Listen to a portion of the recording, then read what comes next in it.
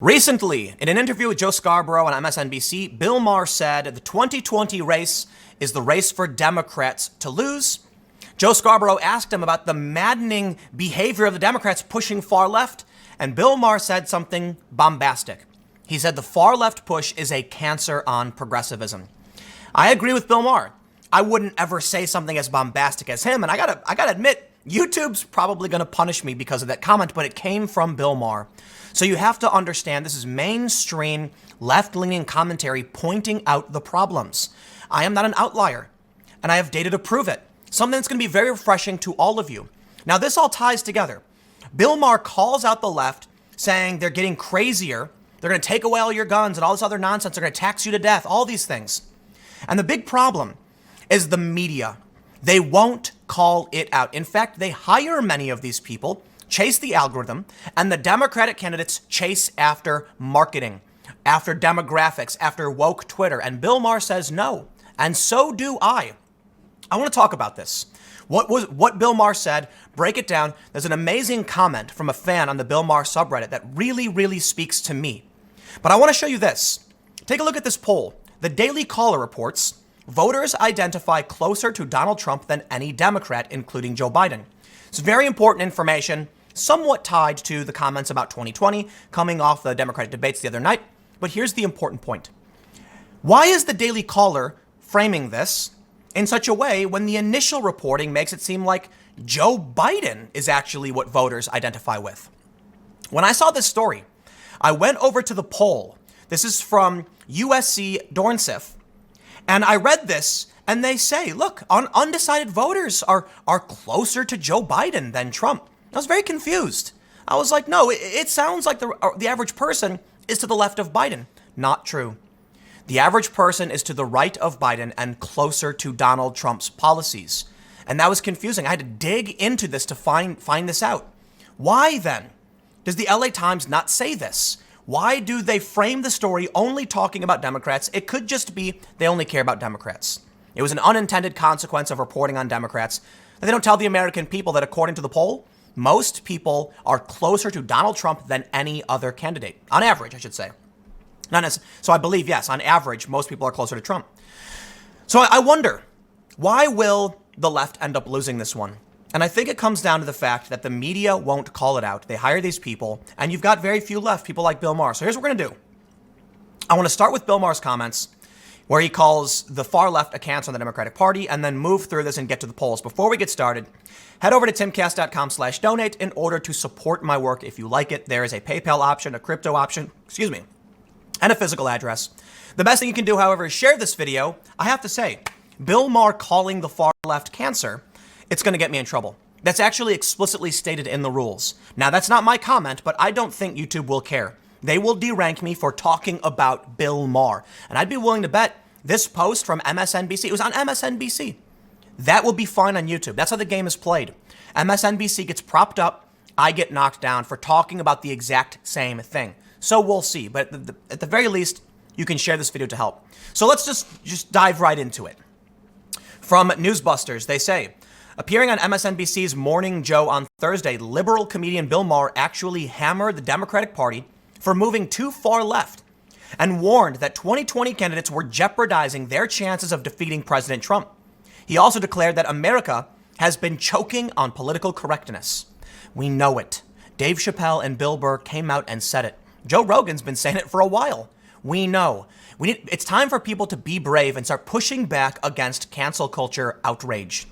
During the taped interview, Joe Scarborough fretted, I sat through the last debate screaming at the television set as one Democratic candidate after another suggested that Barack Obama was too conservative on healthcare and immigration. How maddening is that to you? That they're having this race to the far left?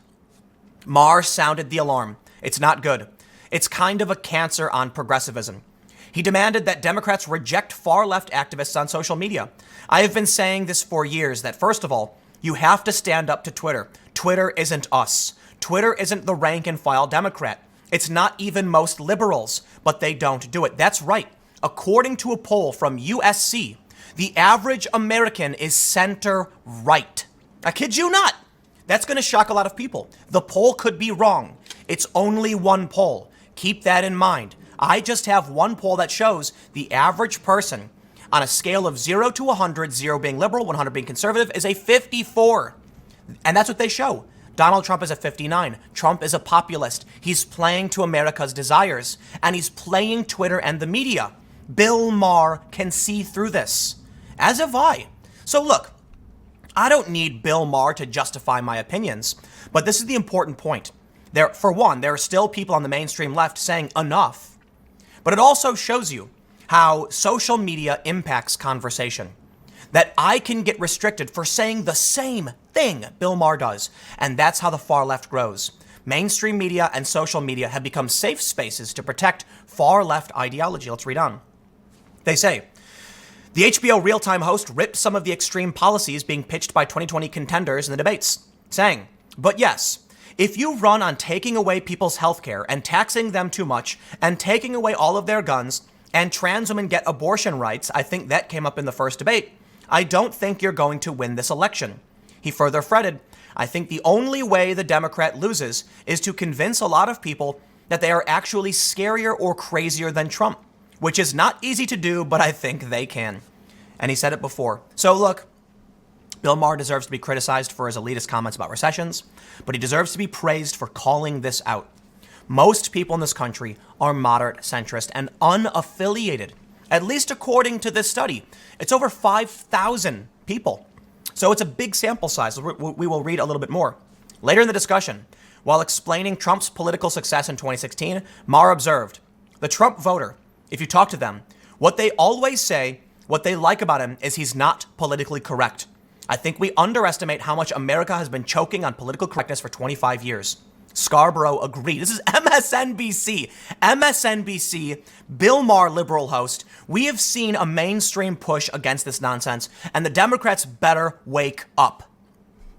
Scarborough agreed, recalling how he has lectured officials on politically correct college campuses about the problem.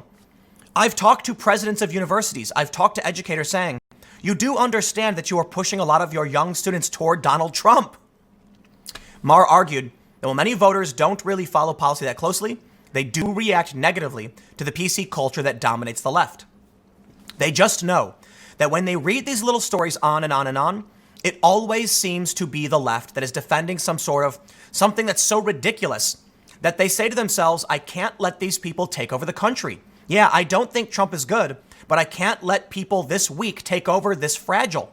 Fragility is not a selling point when you're running for leader of the free world. Standing ovation, Bill Maher. That is it. That is hitting the nail on the head with the hammer. People I know, lifelong Democrats, two-time Obama supporters, people who even voted for Hillary Clinton, telling me enough. They would rather Trump wins to send a message about the insanity that is plaguing the left. But let's talk about that election. In my research on this story, I came across the Bill Maher subreddit, where they posted this. This is the Democrats' race to lose. And there is this extremely apt comment. Excellent work from this user. Or I think, I shouldn't say excellent work, but it's important insight. Check this out. He said, I'm assuming it's a he, they. The Democrats have shown us that they're not really after Trump. They're just interested in taking his seat by saying whatever it takes. But their message is convoluted and uninspiring. Absolutely. None of them talked about the fallout of Trump's trade war and what and how they would do it differently. They also didn't give a solid rebuke of his tax cuts and how they aren't what they were cooked up to be. Instead, they're stuck on media-driven and marketing demographic-inspired pathologies about race relations and gutting millennials' college debt because they deserve it. I'm a Gen Xer who paid out of pocket for my bachelor's and master's degrees. It took 18 years in total to get to the finish line, but I got there nonetheless. None of these candidates spoke to me, but rather the entitled younger ones who probably won't even register and vote next year, LOL. I want to give this person a standing ovation too. That is what we're seeing. You want to understand my perspective. You want to understand the kind of comments, the kind of videos I make. These people in the media on Twitter, they look at my content and they say, "Ooh, Tim, look at that. It's a conservative channel." I don't care. You know why? Because I listened to Bill Maher when he said stand up to Twitter. Well, admittedly, I've probably been here before Bill Maher was, in a certain context, like the culture war. But Bill Maher had a show called Politically Incorrect. He did. So I'm going to stand. I don't care about what the media says. I don't care if they want to say, oh, Tim, you talk too much about the Democrats. No, we're right. I have the data to show it. This is a good little segue from Bill Maher into what's happening with the Democrats. I saw this story and I thought it was fake news. The Daily Caller, verified, green check mark, conservative outlet. But I'm reading through this and it says the average voter's ideologies are closer to President Donald Trump than any Democratic candidate, according to a recent poll conducted by the University of Southern California and LA Times from August 12th to September 8th. And I said, okay, show me the poll. Prove it. So sure enough, I jumped over to the poll and I couldn't find it. Scrolling down and looking through this, we can see that average ratings among all Dem primary voters puts them at a 40, whereas 100 is most conservative, they're center left. And I said, okay, well, that's Democratic primary voters. Scrolling down, I don't see any of this, but then I see undecided voters. And what do they say? Undecided voters rate themselves as a 46, just slightly to the left of center. Biden is a 49, which means to undecided voters, they're closer to Joe Biden than the next Democratic candidate, Elizabeth Warren, which sounds like they'll vote for Biden before Trump. So how is this true? Well, I read through this story and I found nothing backing up what the Daily Caller said. So I got kind of frustrated. Where are you showing this? This just shows me that for the most part, people like the Democrats and don't like Donald Trump. So I go to the LA Times actual story and sure enough, it's the same thing. They don't actually have anything in here that mentions anything about Trump. They say Biden leads the field. They say the race remains fluid. About 1 in 4 say they are undecided. The ideological position of those undecided voters is closer to how voters perceive Biden than to any of his major rivals. Because they've cut out the part about Donald Trump. They've cut out the fact that when you actually go into the polls, what do you learn? You learn that people are closer to Trump on average than any of the Democrats. And let me just show you. Here's the actual poll. So I said, forget the reporting. Let's look at the actual data. And it turns out the Daily Caller was correct. On a scale of 0 to 100, where 0 is the most liberal and 100 is the most conservative, what number would you give to yourself? All eligible voters, 54. All eligible voters, 54. All eligible voters give Donald Trump a 66. All Democratic primary voters give Donald Trump a 66. That means the average person is about 12 points away from Donald Trump. However, Joe Biden, the next closest candidate to the average person, is a 14 points away. That means, I'll put it this way, it provides evidence that what I've said in the past several weeks and months and years is true. That moderate people in this country view the left as too far left, and so there are more people in the middle who think the left is going too far left than there are people in the middle who think the right is going too far right. While there are certainly people who are Democrats who think Trump is ridiculously conservative, he's not. Let me show you one. The most is Elizabeth Warren supporters rated Trump a 79 and a Biden a 39. So there are a lot of people who think Trump is super far right, but he's just not. And there's data to show it. I've shown this graph time and time again.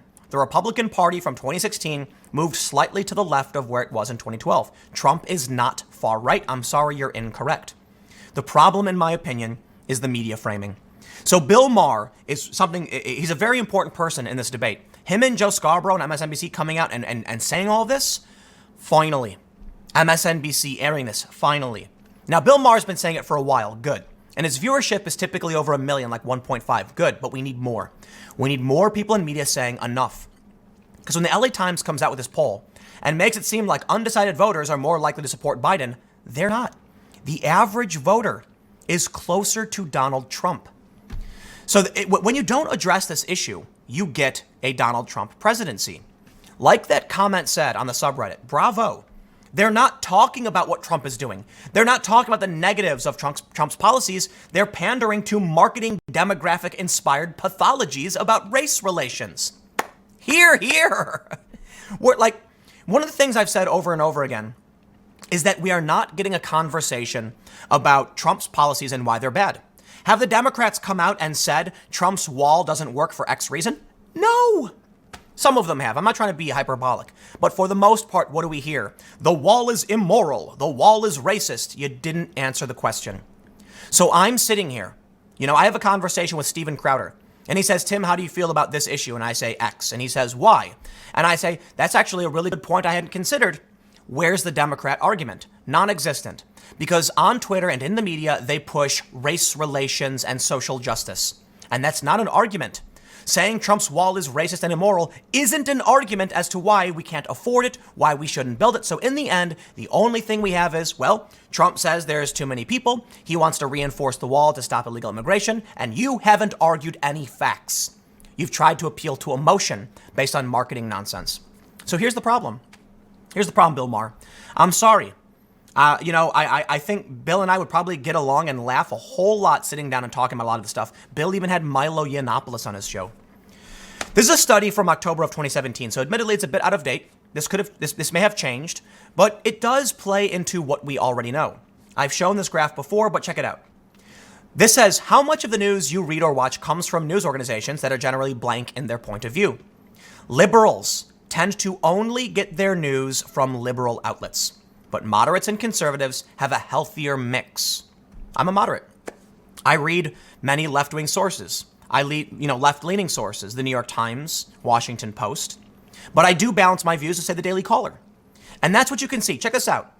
If liberals only read one side, what do you think happens? If conservatives read both, what do you think happens? I'll show you. The LA Times reports that undecided voters want Biden. That's true for Democrats. And then the conservative outlet fact checks and finds most people are closer to Trump than they are to Biden. Does it mean they'll vote for him? I don't know. Will they overcome the fake news and the smears? I'm not sure. Trump does have bad behavior and bad character. That could put him out. Even if people like Trump's policies, some people won't want to vote for him because of his character. But that's not my experience. Most of the moderates I've met are saying what we've heard from Bill Maher. Look at this. He says we can't have these fragile people. He says, I can't let these people take over the country. I don't think Trump is good, but I can't let people this weak take over. Fragility is not a selling point. Bill Maher nailed it. That's what I'm hearing. There are people who say, I don't like Trump, but at least he's strong. And so when the media plays this game, when this is what's served up, don't be surprised. When this is how everything is, it's how things trend. The Democratic candidates trend towards what they see from marketing and demographics that are wrong. Stand up to Twitter like Bill Maher says. I'll show you a couple more things that I think are important, just really quickly. Andrew Sullivan wrote a story called The New York Times Has Abandoned Liberalism for Activism, where they say, they were talking about the 1619 Project, I believe. This is the big thing about slavery in the New York Times. He says, the New York Times, by its executive director's own admission, is increasingly engaged in a project of reporting everything through the prism of white supremacy and critical race theory in order to, quote, teach its readers to think in these crudely reductionist and racial terms. That's why this issue wasn't called, say, special issue, but a project. It's as much activism as journalism. And that's the reason I'm dwelling on this a few weeks later. I'm constantly told that critical race theory is secluded on college campuses and has no impact outside of them. And yet the newspaper of record, in a dizzyingly short space of time, is now captive to it. Its magazine covers the legacy of slavery not with a variety of scholars or a diversity of views, but with critical race theory espoused almost exclusively by black writers as its sole interpretive mechanism. And in the end, you get this, Bill Maher, a media that won't call this out, so it will persist. Democratic candidates then parroting these statements, parroting them, instead of reaching out to actual Americans and seeing what they believe. Because they would find most Americans are closer to Donald Trump. And you know what? Combine that fact with the fact that people hate political correctness. And even Bill Maher's fans are going to be stepping out. Let's go back to the Reddit thread. You see how there are regular people who watch MSNBC and Real Time with Bill Maher who are saying the same things as me. So it's fascinating. They accuse my channel of being right-wing. They accuse me of being right-wing. Sounds like my opinions are closer to what most Americans think. It sounds like what I think makes sense to a lot of Americans, especially when we bring it right back to the poll. Is it strange that my opinion of the president is tepid? Not a big fan of the guy, disagree with a lot of his policies, but I don't have Trump derangement syndrome, because I think most people feel that way.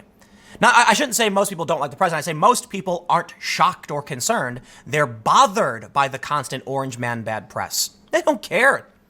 Now, certainly there are a lot of people who make up a big tribe, and there are a lot of journalists on Twitter, and they make people believe this is real life when it isn't.